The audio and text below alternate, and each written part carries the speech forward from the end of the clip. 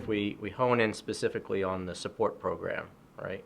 The way you go about building it is you start with your super user program, see what you're going to be able to get from the business and the clinical areas, and that dovetails into your post-Epic support as well.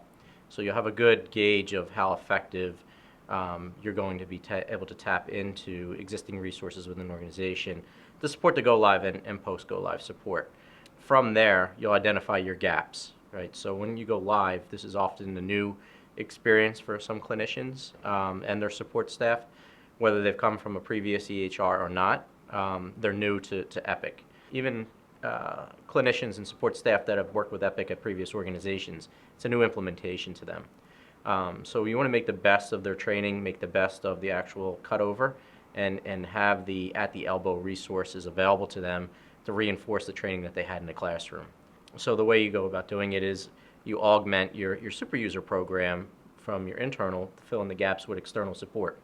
And that external support program is not something that an organization typically does, right? It's a one-time event. It's sometimes out of their bailiwick of expertise, and that's when they lend on partners to be able to do it.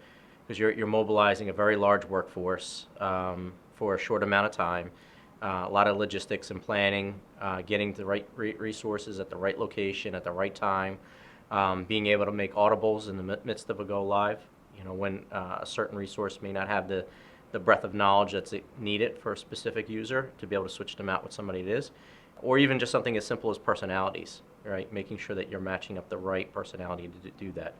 Again, the game plan for maximizing your support program is to get the clinicians and their support staff up to speed in the fastest amount of time possible, right? So that you can remove that dependency.